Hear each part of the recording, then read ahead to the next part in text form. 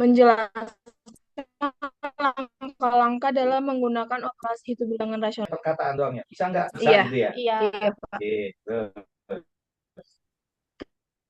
Terus yang ketujuh, operasi hitung bilangan rasional, itu rata-rata siswanya tidak mengalami kesulitan dalam memahami operasi hitung bilangan rasional, meski beberapa mengaku kesulitan dalam soal cerita atau karena penjelasan guru yang kurang jelas.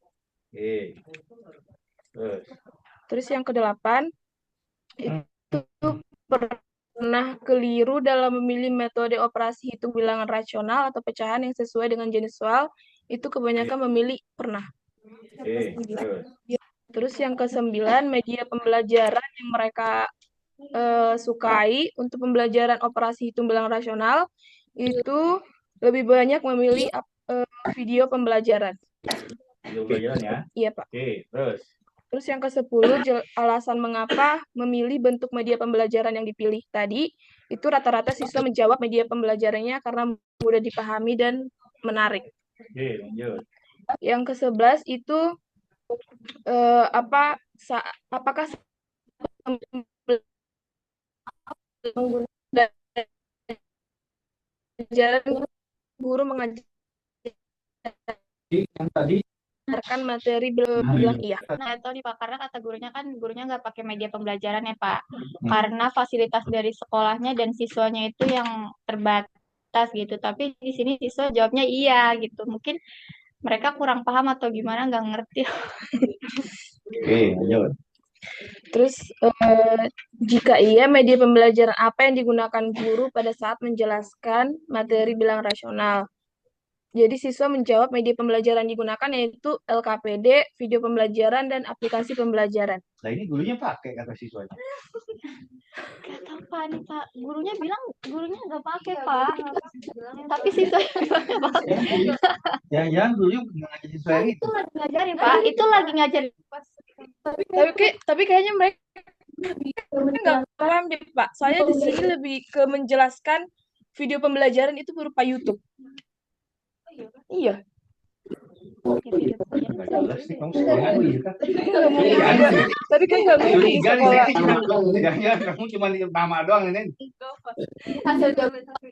Iya, hasil jawabannya soalnya ada di Grace Pak. Nggak ngirim ke grup. Oke, terus. Terus yang ke-13, Nah, ini. 13, apakah kamu memiliki sumber belajar relevan yang membantu dalam memahami materi operasi hitung bilangan? Itu rata-rata siswa menjawab sumber belajar yang mereka gunakan, yaitu video pembelajaran berupa YouTube, bahan ajar, dan LKPD karena sumber belajar tersebut dapat membantu mereka dalam memahami materi yang susah. Oke, jadi siswa masih berkeyakinan kalau memang menggunakan LKP Iya. video ya. Iya, Pak. Aneh nih gurunya. Yang terakhir itu pendapat tentang cara guru menjelaskan materi operasi hitung bilangan rasional. Rata-rata siswa menjawab, guru menjelaskan materi sudah cukup baik, jelas, dan mudah dipahami. Kalian nanya ke guru siswa di materi ini gimana? Nilainya Pak emang rata anjlok. Pede ya? Iya Pak. Gurunya udah baik menjelaskan gitu. Kayak gurunya emang PD-nya tuh PD misalkan lagi apa sih Iya, perkalian. bisa itu ya udah mereka ketawa aja, jadi nggak ada malu kok. Gak ada rasa malu lagi. Itu antara pede sama nggak jelas hidupnya ya. Iya Pak, betul. Oke. Ini abstrak nih. Kalau anaknya udah dia begini harus wawancara siswa. Banyak ternyata kontradiktif nih. Jadi petegas gitu ya. Iya Pak. Kalau sekarang nggak ada lah. Jadi yang bisa pegang adalah dari gurunya kalau gitu. Iya. Oke, wawancara gurunya gimana? Untuk hasil wawancara analisis kebutuhan guru untuk nama respondennya itu Bu Niken Ayu Febrianti. Tempat penelitiannya itu di SMP Negeri 118 Jakarta. Nah, untuk yang pertama itu berdasarkan pengalaman mengajar Ibu, kira-kira apa saja Berdasarkan pengalaman mengajar Ibu, kira-kira apa saja kesalahan yang paling sering dilakukan oleh siswa saat memahami dan menyelesaikan soal bilangan rasional? Nah, ibunya ini bilang dalam mengubah bentuk konsep dasar, misalkan dari bilangan pecahan ke bilangan desimal. Nah, terus menurut Ibu apakah yang menjadi faktor penyebab siswa melakukan kesalahan tersebut? Nah, faktornya itu penyebabnya belum bisa menghafal perkalian dan menghitung konsep pembagian. Anak SMP. Iya, Pak. Banyak, Pak. Jakarta loh ini. Yang ketiga, terus bisakah Ibu menjelaskan secara spesifik bagaimana kesalahpahaman bisa terjadi pada siswa terhadap materi bilangan rasional? Nah, kesalahpahaman ini terjadi akibat ulah siswanya sendiri. Siswa ini tidak fokus pada saat pembelajaran berlangsung. Jadi ketika mereka tidak fokus dan terlebih tidak bisa berdasar perkalian serta pembagian, dan siswa tidak dapat mengetahui perbedaan antara pembilang dan penyebut dalam bilangan pecahan. Berat nih kayak masalahnya nih. Nah, yang keempat, apakah Ibu pernah menemukan siswa yang sering membuat kesalahan pada pemahaman konsep materi bilangan rasional? Bagaimana Ibu membantu agar mereka lebih memahami dengan atau IQ? Nah, juga ibunya tuh udah berbagai cara Pak beliau lakuin, tapi sama itu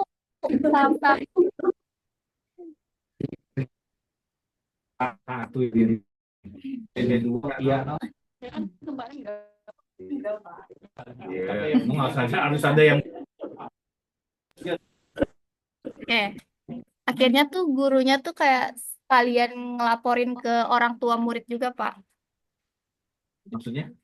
Ini kan ini siswanya kurang ada yang paham ya, Pak.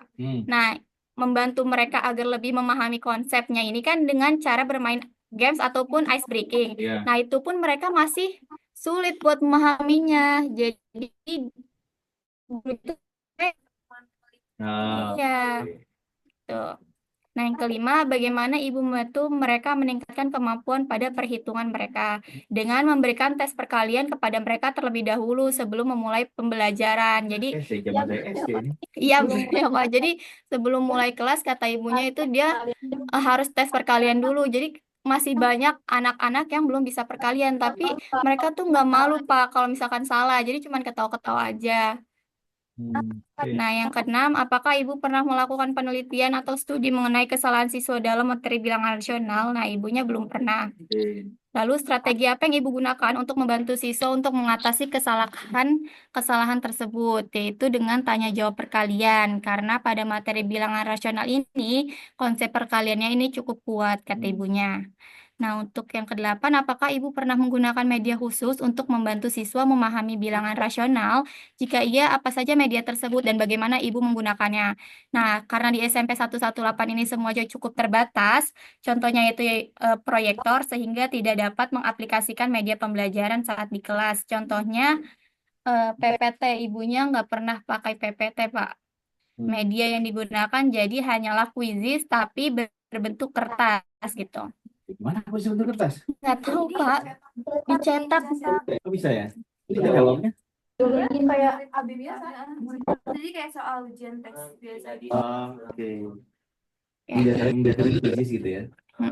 Terus, apakah Ibu memiliki metode atau strategi khusus untuk membantu siswa belajar bilangan rasional agar lebih efektif? Nah, metode yang digunakan hanyalah ceramah dengan detail, diskusi bersama, menanyakan apa yang masih belum bisa dipahami, serta bermain dengan word game secara berkelompok. Terus yang ke-10, bagaimana cara Ibu mengevaluasi pemahaman siswa terhadap bilangan rasional dengan lebih akurat agar terlihat sejauh mana kemampuan mereka.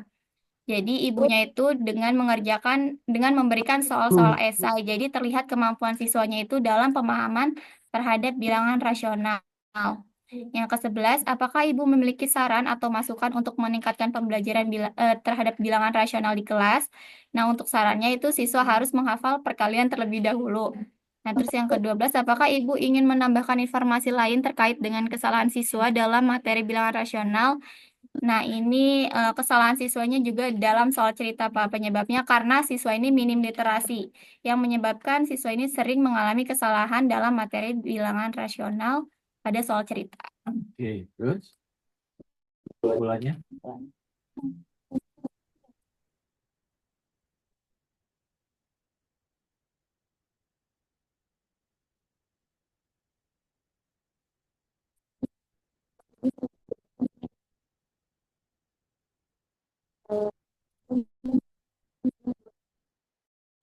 biasa, terus menyamakan penyebut serta menyelesaikan soal cerita.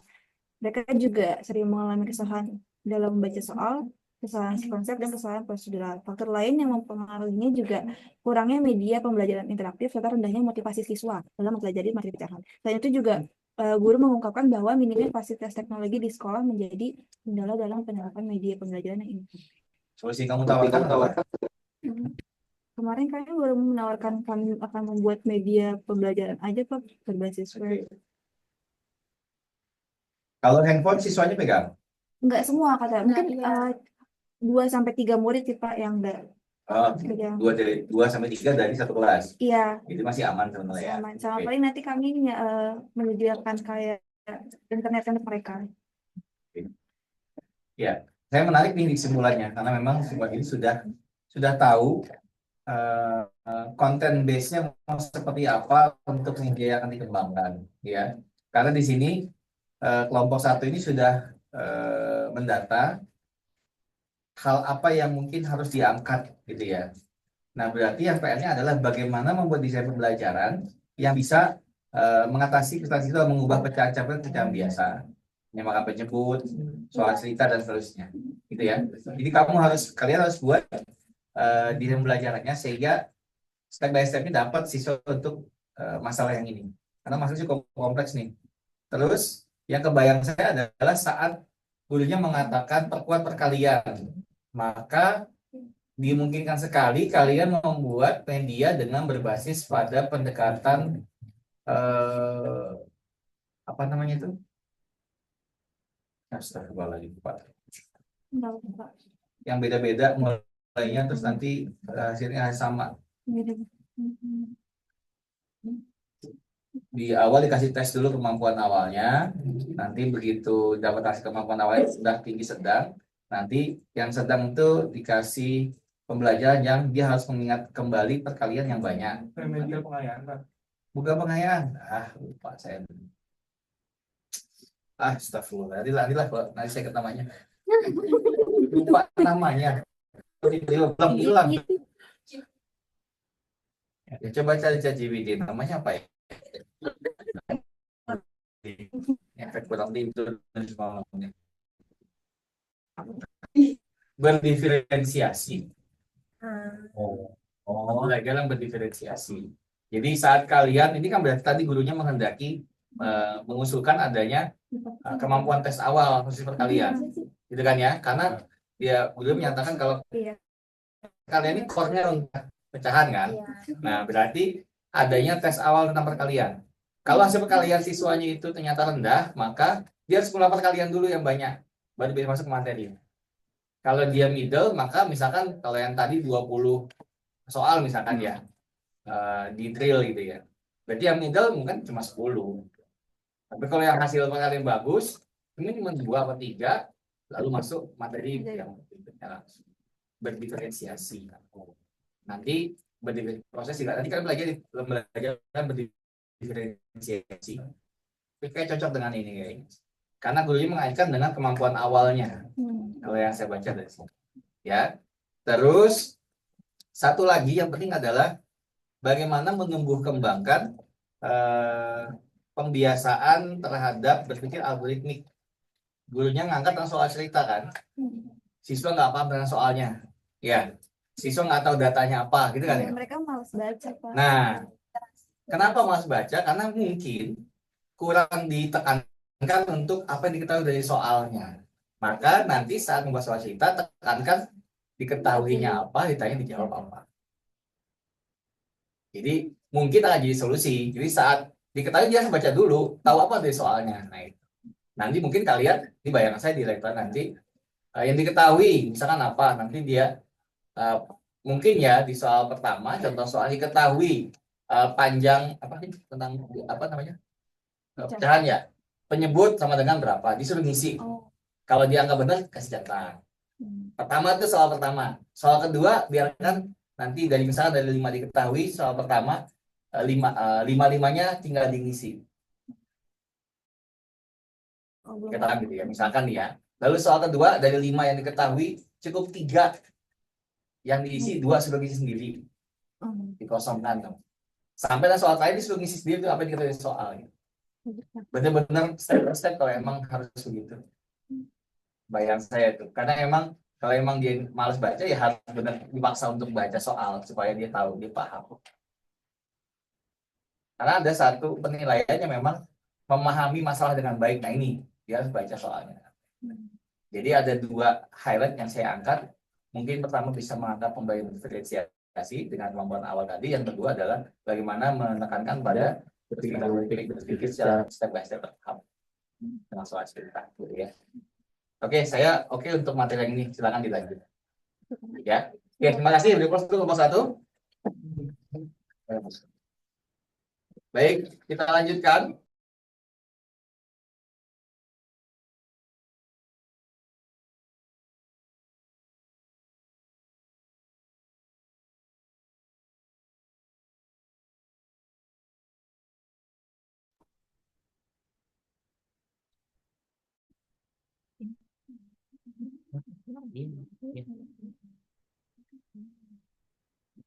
Sudah terlihat, Pak?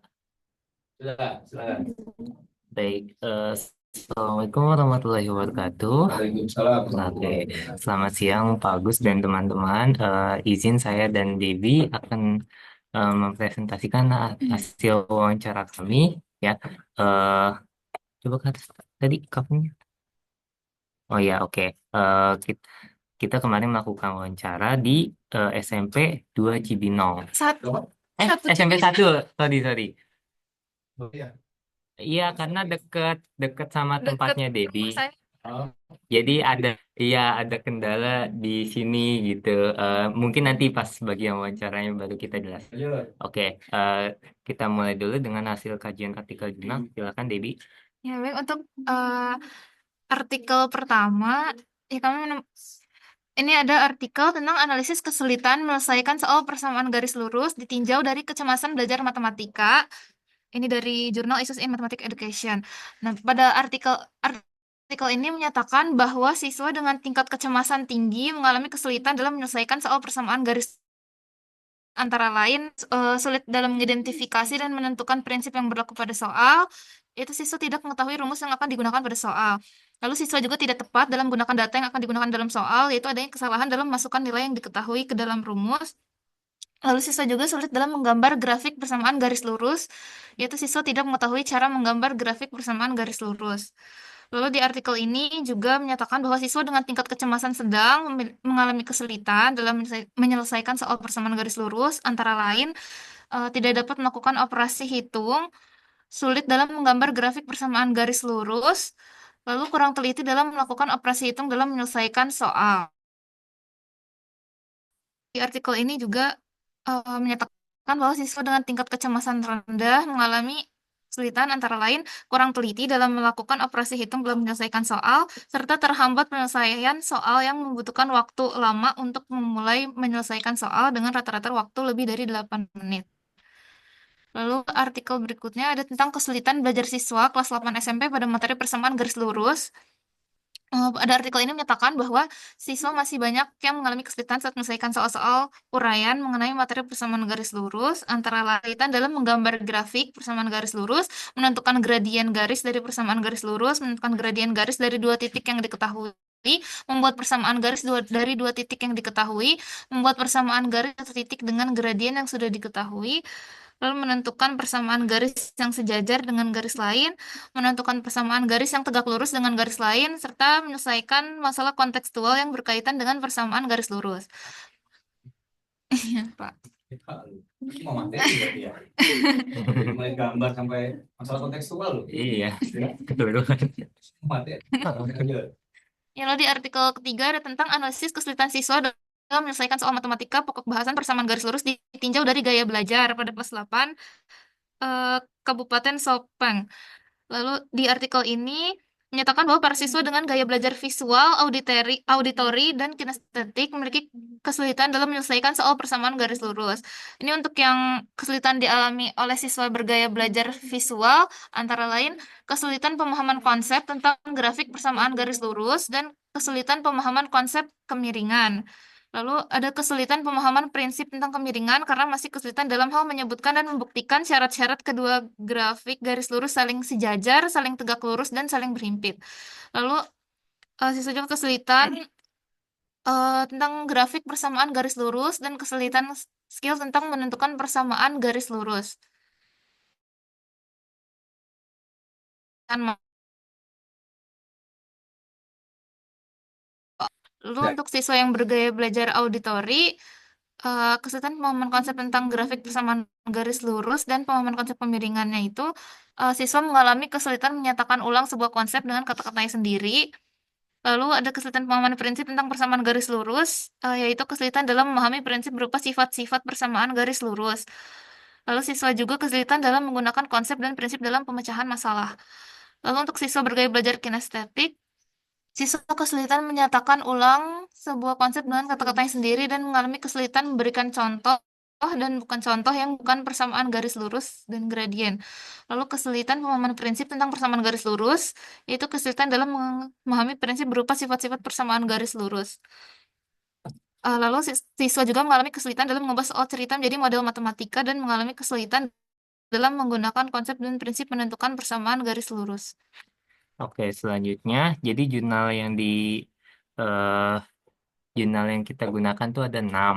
Nah, kita masuk ke yang referensi keempat, yaitu analisis kesulitan belajar matematika siswa materi persamaan garis lurus kelas 8.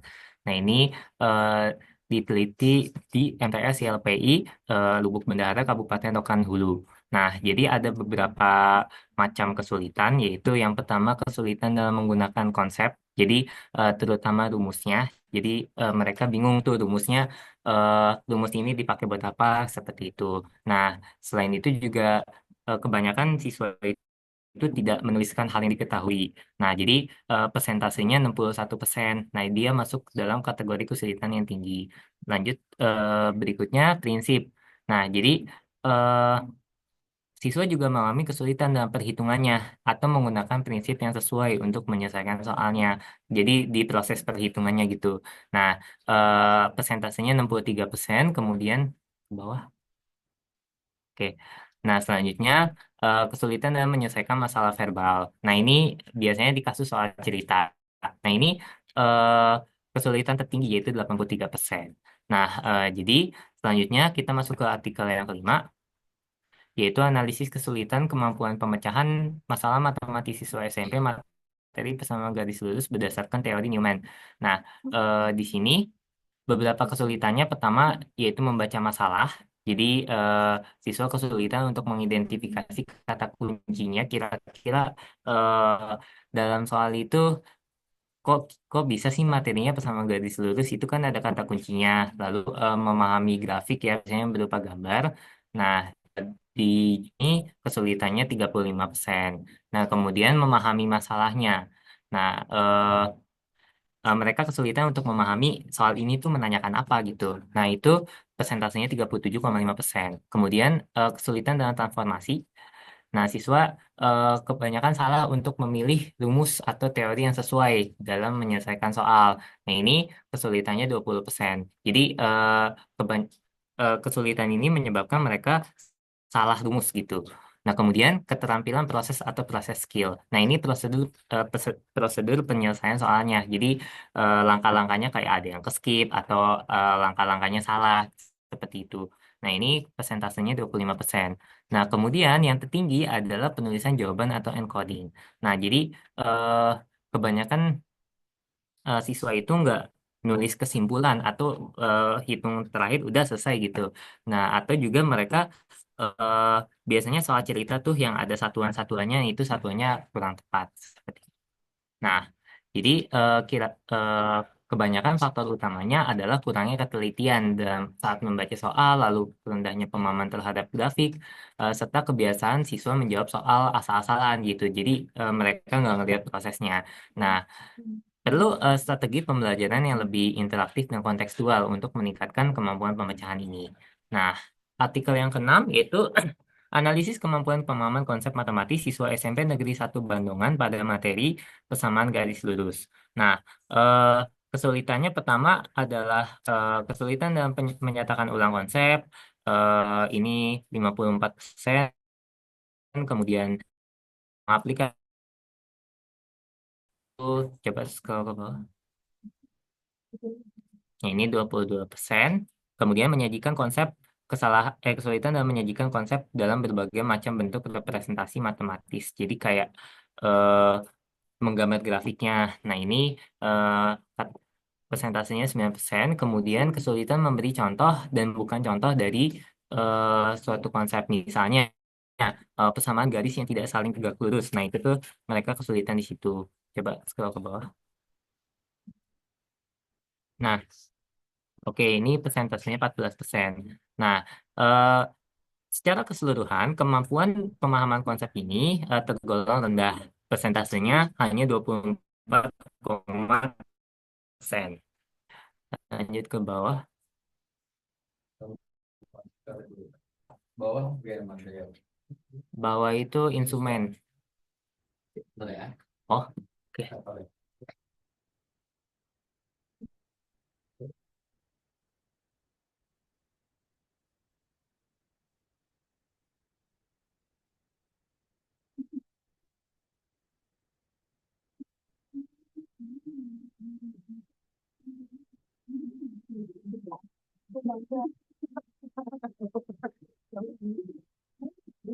Dan ini malah versi ini. Mentang-mentang gak ada bagus.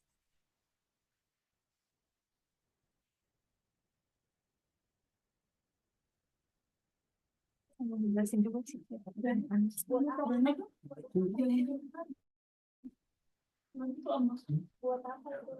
Apa yang itu?